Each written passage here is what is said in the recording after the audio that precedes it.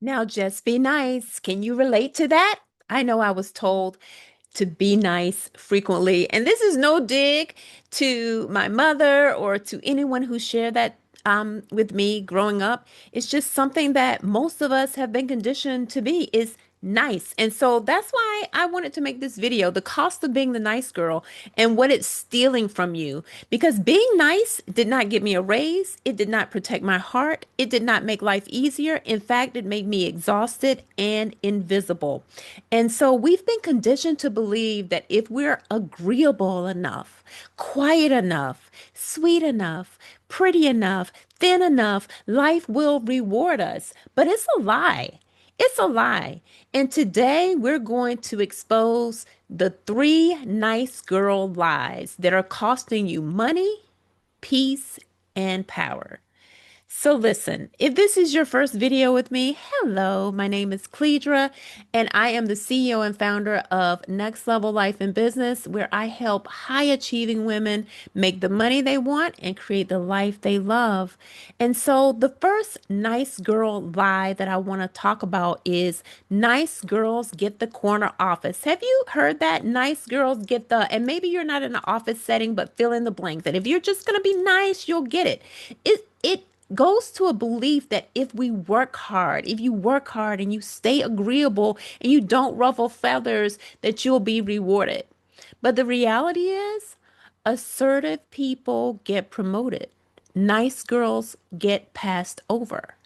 So, an example, I know I can raise both hands with this, but I want you to think about your own journey.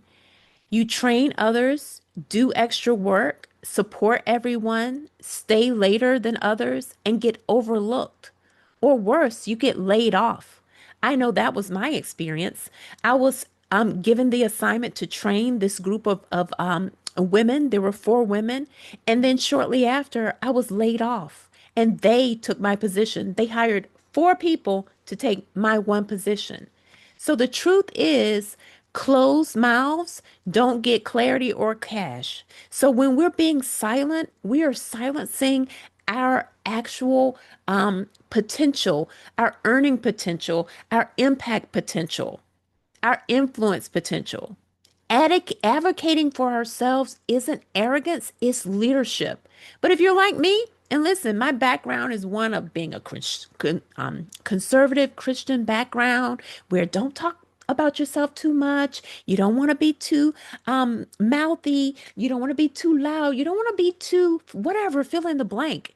Why? Because of what people will think about you, right? But it's all a lie. The second lie is nice girls don't rock the boat. The belief behind this lie is that speaking up means you're being difficult, emotional, or ungrateful. Like, look at all that you've been given. How could you possibly rock the boat? How could you possibly ask for more? Because look at what you have. You should be thankful to just be where you are. And here's the thing that I want to say to you.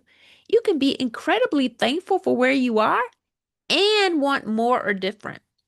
So the reality is that silence leads to resentment, being underpaid, and it leads to burnout. The history behind this is that women, we were punished for speaking out. Years ago, we were actually parts of our genital, like a female genital, we were mutilated, okay, in our private parts. Let me just say that. Okay, we were actually mutilated, or there were metal things put on our heads so that our mouths were closed, or worse, we were put in institutions if we disagreed with our husbands. So there's a lot of historical context that supported not rocking the boat. Um, the truth is, avoiding conflict to keep the peace creates internal war. I want to say that again. Avoiding conflict to keep the peace often creates internal war. And the way that shows up, the way we go to war with ourselves is by overeating in silence, ruminating, thinking about how we've been wronged over and over again, believing the lie that there's no way out. I want you to just think about, like, given the history of what was done to women, like our body parts, cut off literally if we spoke out, or our mouths, like we having this metal thing put on our heads. Like, I did research about this, about why women, what's the history of women having a voice and what was done to them. And years ago, they were stoned and burned just for wanting to speak. So I share that to say that there's no accident that you feel nervous in that meeting to speak up, or that you feel nervous to ask for what you want in your relationships, or you feel nervous to have boundaries with your friends, or you feel nervous to say to your mom, you know what, I just can't come over today, or you feel nervous to use your voice to say, you know what, I deserve a raise. And if I don't get it, I'm out. There's a reason. So the lie that nice girls don't rock the boat is deeply rooted in our history. So the third lie is nice girls are loved by everyone. And this belief is rooted in the fact that if I stay nice enough, everyone will like me and I won't be rejected. And this is the thing, even if that's true, the version of you that's not being rejected is a representative. It's not you, it's a lie. So the reality is, we lose ourselves by trying to be palatable to everyone. And this is the thing, the psychology behind that is that when we are so invested in pleasing others, it's a form of self-abandonment dressed up as virtue. I know I got this messaging, like the subtext was, it's just better to give than receive. And it is, but not at the expense of yourself, and not at the point where you're giving from a place of depletion. We want to give from our overflow. Listen, I enjoy pleasing other people. I'm not one of these that's like, oh, we shouldn't be people pleasers. I just believe you should be one of the people that if you're going to please people in your life, I just want you to add yourself to the list of those people. I just wanted to pause for effect there because the truth is, respect is greater than approval. You don't need to be liked by everyone. You just need to make sure you like yourself. So these are the three lies. There's so many more that we as women have believed. We were trained to be pleasing, not powerful. But here's the good news. We can retrain our nervous system.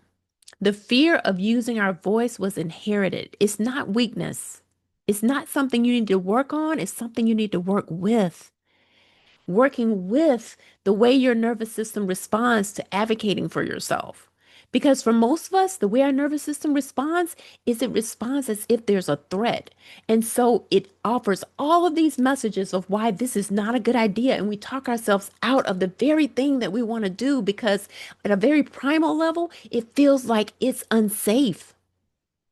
And so our brain isn't wired for our success and for our ultimate income potential. Our brain is wired for safety, and safety is synonymous with sameness.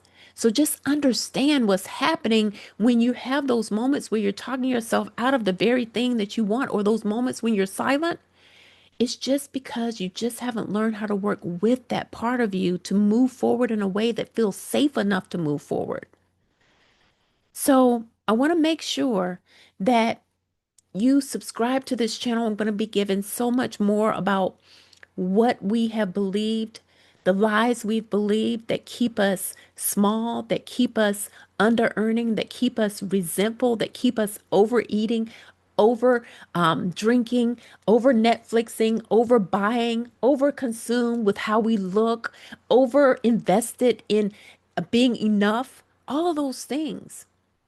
Not only do I want you to like and subscribe to this video, I want you to share it with someone, a friend who has believed some of these lies. Because I'm going to be giving you the weekly truth to help you go to your next level. All right, that's what I have for you this week. I'll see you in the next video.